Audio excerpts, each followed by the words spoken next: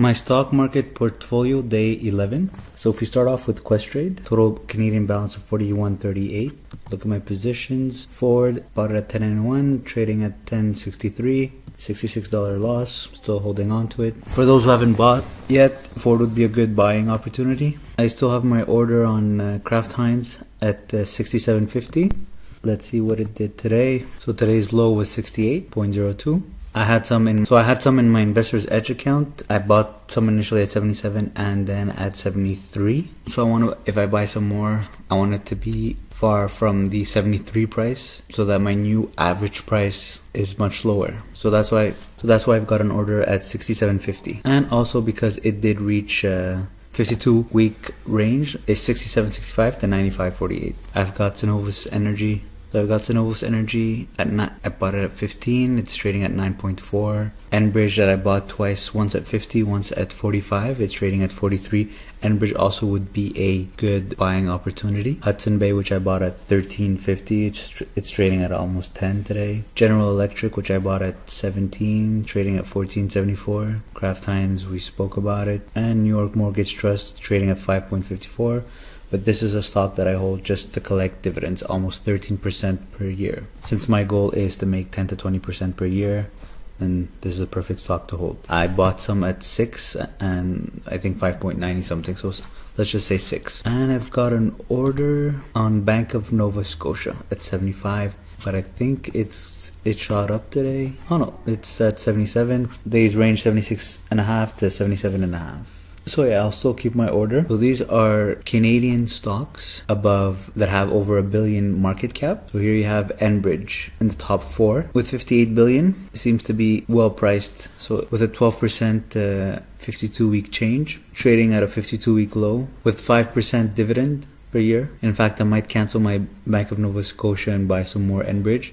It's just that I have already enough in Enbridge. I want to diversify. Don't want to put everything in one place. Bank of Nova Scotia, 73 billion market cap. So obviously I look at market caps to reassure me that, it's a good company, that it's not going anywhere or not easily going anywhere. Doesn't mean that big companies have never disappeared in the past, but it's more unlikely for bigger companies to disappear. Another good opportunity today is Walmart. Dropped today, reached 94. The lowest is 94.1. If it continues to go lower, I'll probably buy some at 90. Maybe instead of Kraft Heinz, I'll put an order on Walmart at 90. L Brands would also be a good buying opportunity. 47, 46. Thinking of El Dorado. Not sure. Considering it, it's at a 52-week low. I'd be open to your suggestions. Leave them in the comments. I looked at analyst reports. Most of them say hold or sell. But I know the company's not disappearing. And it's priced pretty low. So there's a good potential of doubling your money with this stock. 52-week range is 136 to 5.13. Mining companies usually are very volatile. ExxonMobil, also a good buying opportunity. 75. There are just too many good buying opportunities right now. I want to put an order on ExxonMobil. I want to put an order on ExxonMobil also, but I only have 1,000 available. So I have to choose between Kraft Heinz, ExxonMobil, and Walmart in terms of US stocks. And on the Canadian side, I have to choose between Enbridge, Bank of Nova Scotia, and El Dorado. Probably going to be between Enbridge and Bank of Nova Scotia. Just want to remind my viewers, my goal here is not to make money that I can live off. My goal is to grow my savings. Instead of leaving my savings in a savings account at a bank where it makes not even 1%, or putting my money in a GIC which is locked for a certain amount of time and it only makes me between 1 to 2% per year, or putting my money in mutual funds where I'm not in control of my performance. And mutual funds tend to follow the general market. So if the whole market goes down, your mutual funds will go down. If the whole market goes up, your mutual funds will go up. So any gains you might make, you can lose easily when the market goes down. But when you buy and sell individual stocks, you're more in control. You buy low and you sell high. If it goes down, well, you already sold, so it doesn't affect you since you already sold. And when it goes down, well, you buy some more. So I find there's more control when you buy individual stocks. And like I said, my goal is to make between 10 and 20% per year on my savings, so that eventually in the future my money grows. And eventually when my capital is big enough, then I can live off the interests that I get from investing on the stock market. So for example, let's say in the future I reach $1 million in capital, and I continue to make between 10 and 20% per year on my investments. So let's say 15%. So that's 150,000 in interest, in gains.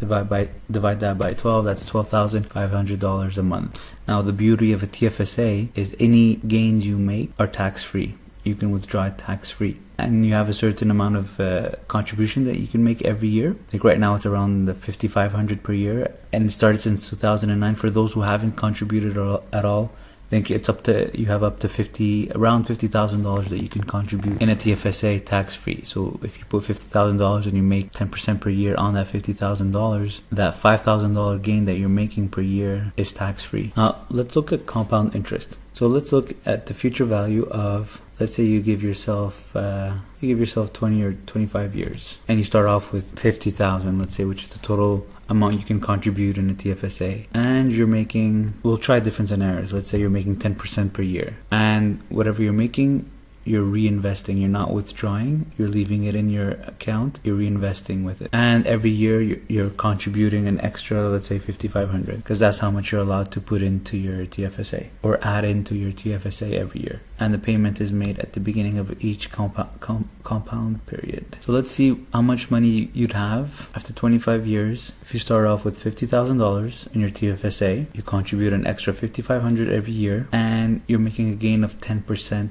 per year that you're reinvesting in your account, that you're not withdrawing from your account, you're leaving in your account, and you're continuing to buy more shares or more stocks. Alright, so based on this financial calculator, you'd end up with over $1 million after 25 years. But your actual contribution in those 25 years is only $187,000. The difference is all interest, is all gains. That's if you make 10% per year for 25 years and you don't withdraw anything. Now let's say you're making 15% per year with the same principal and the same contribution yearly, but you're making 15% gains and leaving all your money in your account. You'd end up after 25 years with $3 million. Let's say 20%.